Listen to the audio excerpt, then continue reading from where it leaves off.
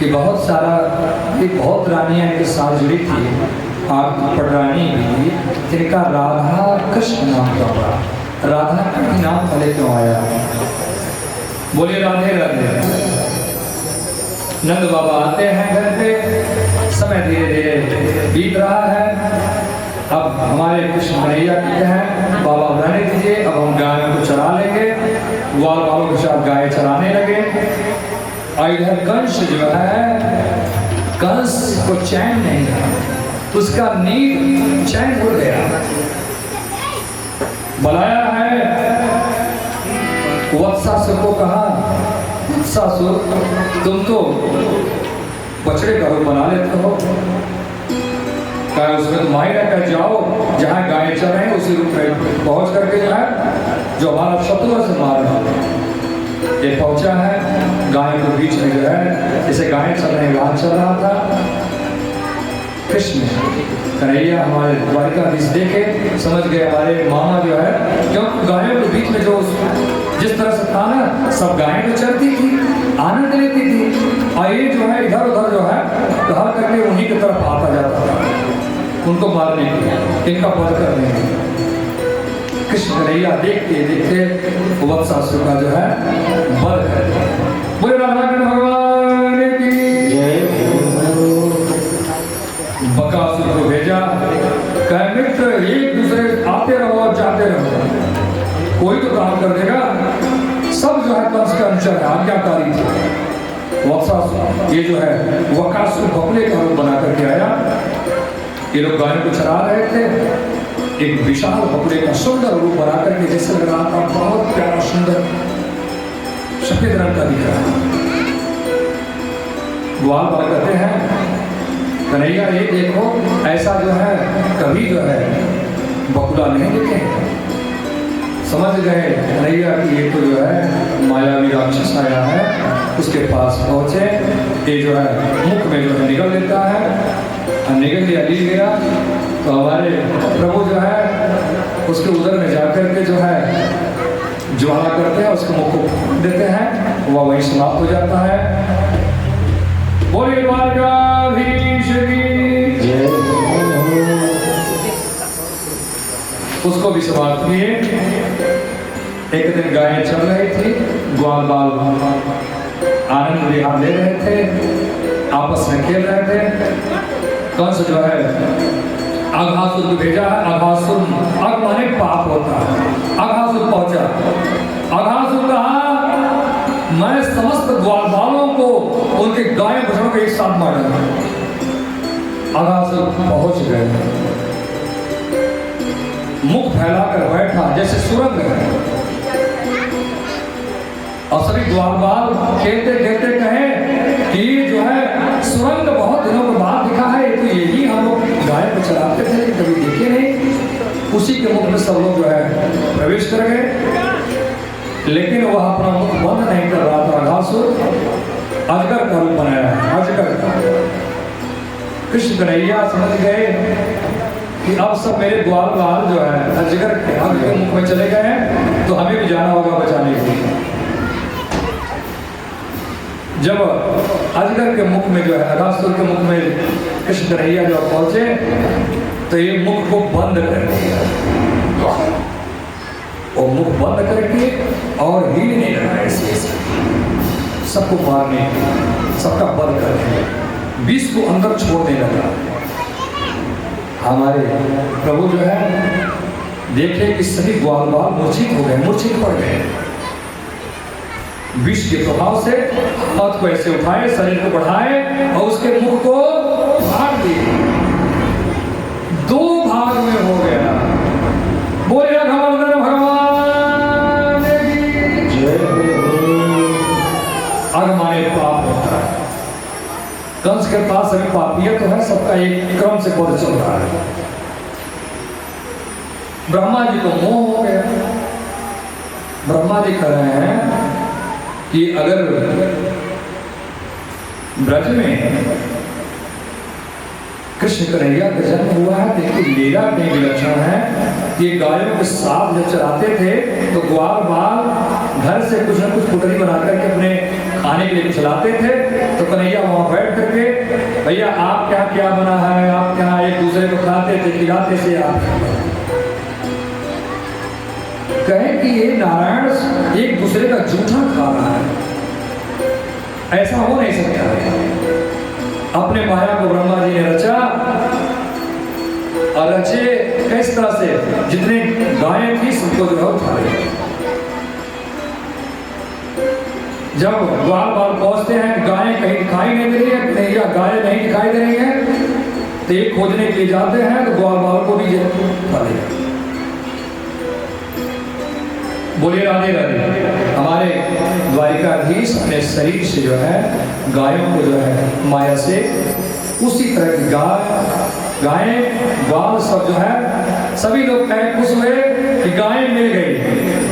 क्या चलिए अब हम लोग घर को चलते हैं। बोलिए राधा कृष्ण भगवान की जय।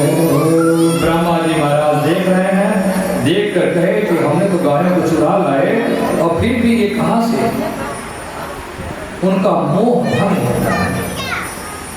बोलिए राधे राधे। गायों को लेकर के ग्वाल बाल के साथ एक दिन जमुना जी के तट पे गायों को चरा रहे थे। नंद बाबा ने मना किया था कि जमुना के तट पे मत जाना, जमुना का जल जो है विषैला है। उसमें काली रहता है, विष के प्रभाव से जल विषैला है। तो उसी दिन उसी तट पे गायें चरते हुए पहुंच जाती हैं। देर हो जाता है, ग्वाल बाल जो है खेलते खेलते प्यासे हो जाते हैं, गायें भी प्यासी हो गई। गायें जाकर जमुना जी के उस काली दह का जल पिए और पीने के बाद सब मूर्छित होकर के, क्योंकि विषैला जल था, सब वहीं गिर पड़े। बोलिए राधे राधे। द्वारिकाधीश श्री कृष्ण कन्हैया ने देखा तो कहे कि जमुना मैया का जल इतना निर्मल पवित्र, फिर भी विषैला। अभिनव जो है एका बांधे और कदम के वृक्ष पर चढ़े और चढ़ करके जमुना में कूद गए। जल के अंदर जा रहे हैं, अथाह जल है। जल के अंदर हम गए तो देख रहे हैं कि काली दह जो है विषैला सर्प सोया हुआ है। उसकी दो पत्नियां उनकी रक्षा कर रही हैं कि मेरे पति को कोई जगाए नहीं। प्रभु पहुंचे, उन्होंने कहा उनके अर्धांगिनी आप चले जाओ, नहीं हमारे स्वामी जागेंगे तो तुम इतने प्यारे अच्छे लग रहे हो, तुम्हें मार डालेंगे। वो मुस्कुराते हुए एक पग को मारे, काली दह फुटकार मारकर उठ गया। काली दह जो है कालिया नाग लड़ने लगा, भयंकर युद्ध किया। हमारे श्री कृष्ण कन्हैया अपने पग का प्रहार करते हैं, काली दह जो है थक जाता है, गिर पड़ता है। तो कहा इतनी शक्तिशाली, मेरी पास इतनी ताकत कोई पराजित नहीं कर सकता। ये कोई महान पुरुष, महान अवतारी है। हाथ जोड़कर खड़ा हुआ, कहा कृपा करके बताइए कि आप हैं कौन, आप अपना परिचय दीजिए। हमारे प्रभु मुस्कुराए और अपना दर्शन कराए। गए क्षीर सागर में तो तुम मेरे पास भी आते जाते थे। कहा नारायण आप स्वयं, क्या मेरा अवतार, लेकिन तुम बताओ इस जमुना मैया का पानी जो है इतना खारा कर दिए हो, विषैला कर दिए हो, और तुम्हें कोई स्थान नहीं मिला, क्यों यहाँ आकर पड़े?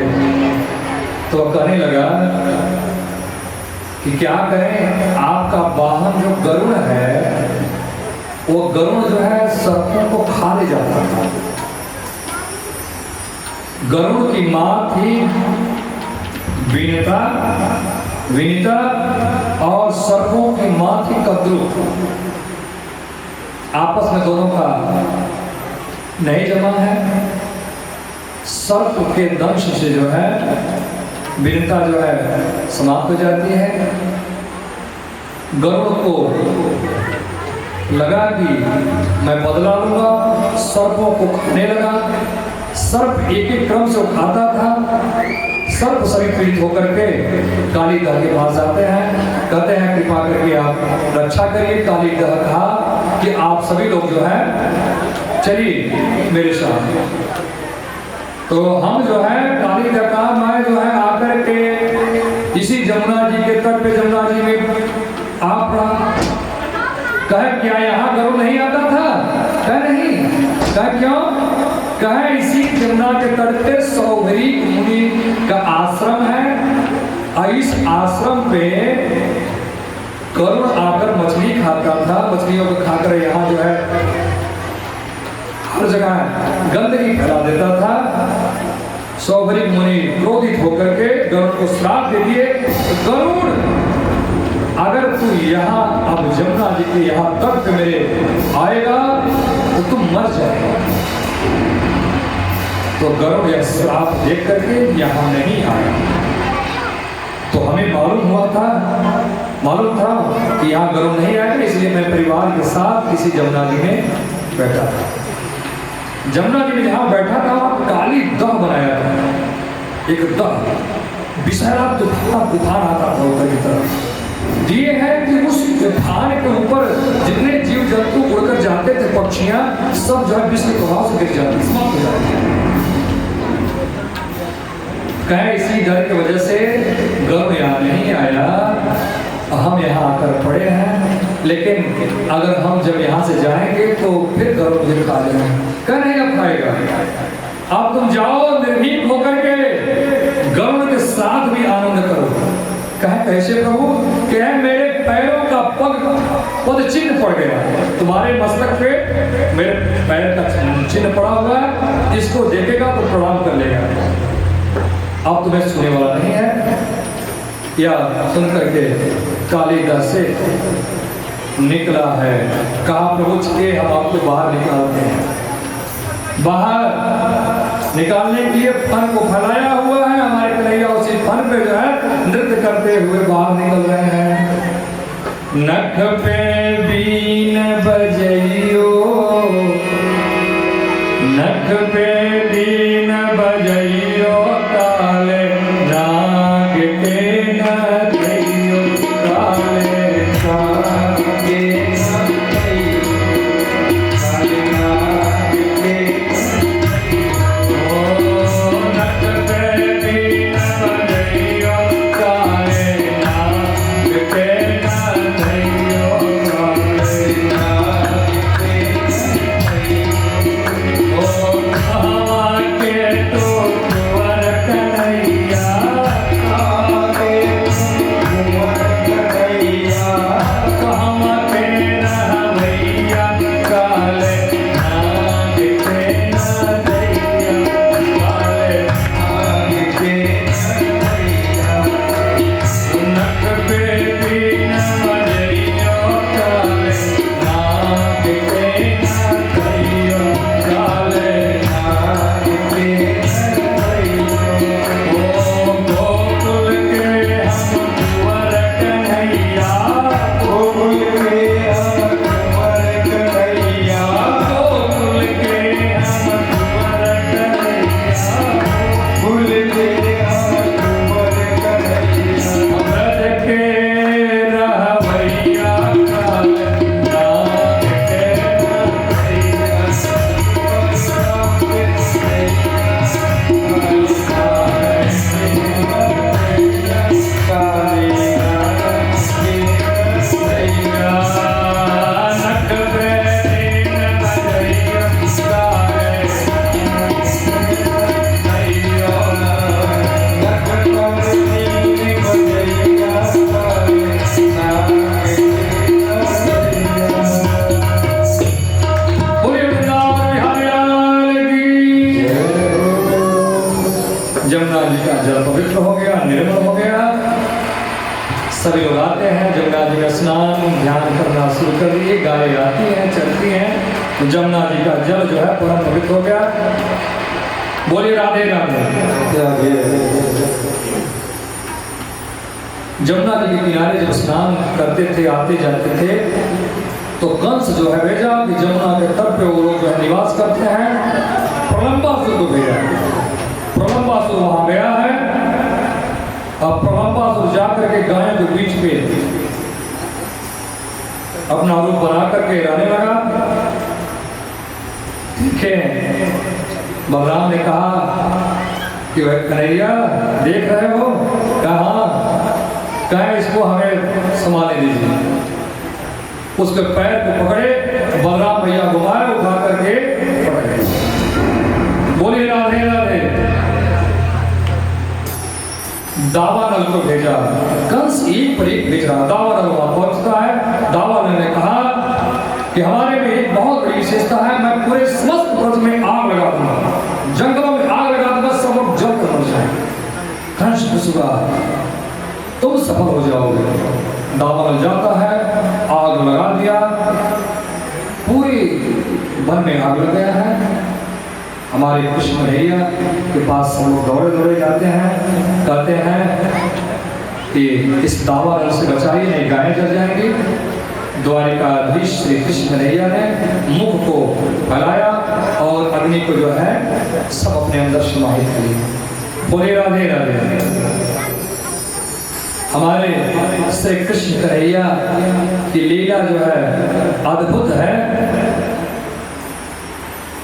कुछ समय बीतता गया। एक दिन वहां की गोपिकाएं जो थी, यह जो है जमुना जी में, जब जमुना जी का जल पवित्र होगा, जमुना जी में स्नान करने की जाती थी। स्नान करके जो है प्रभु का चिंतन करती थी।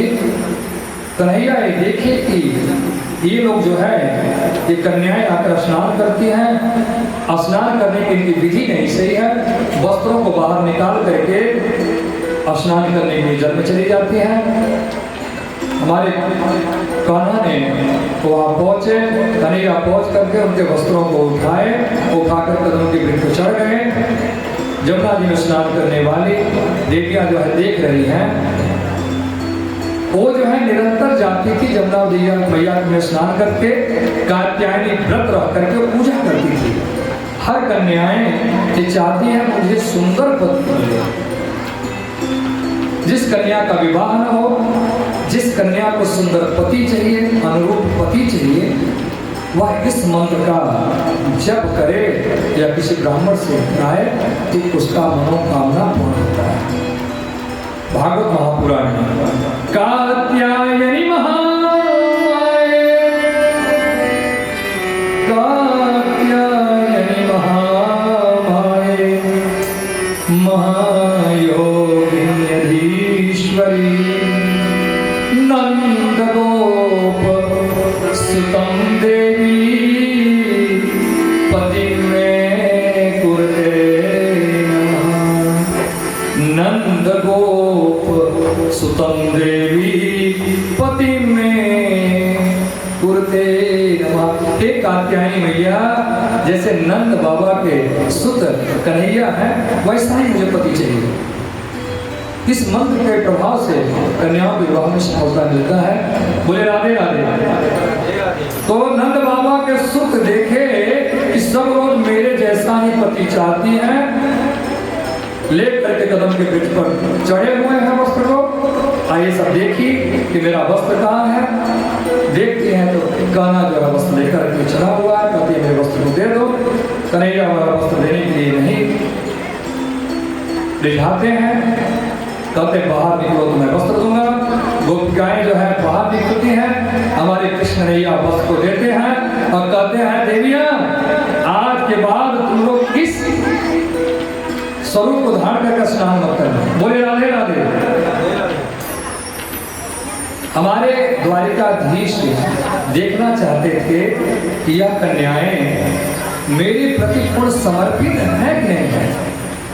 जब समर्पण भाव होगा तभी ये मेरे कहने पे जब से बाहर निकलेंगे और वस्त्र लेंगे। ये ऋषि मुनियों के सिवा इस विषय को कुछ समझने वाला नहीं है। हर जीव का पति परमेश्वर है, हम सभी उनके संतान हैं। तो जब हम जन्म लेते हैं तो जन्म की अवस्था मेरी वस्त्र नहीं रहते मेरे ऊपर, तो उसी रूप में जो है हमारे कृष्ण कन्हैया देखना चाहिए। बोले राधे राधे। देविया अब आप लोग जाओ घर, अब आपकी मनोकामना सिद्ध होगी। जो मंत्र का जप करती थी कन्हैया मिल गए पति रूप में। देवियां जाती हैं मुस्कुराते हुए, सभी सखियां जो है अपने अपने घर में हैं, विचार कर रही हैं कि कन्हैया को हम लोग पति रूप में चाहती थी, आज वो हमें वस्त्रों को दिया जैसे पति वस्त्र को देता है। जब विवाह होता है तो पति महोदय के घर से वस्त्र आता है। जब पंडित जी लोग जो है मंत्र पढ़ते हैं तो कहते हैं वस्त्र का वस्त्र दीजिए वर महोदय को, कन्या को भी वस्त्र दीजिए, तो वर महोदय कन्या को वस्त्र देते हैं।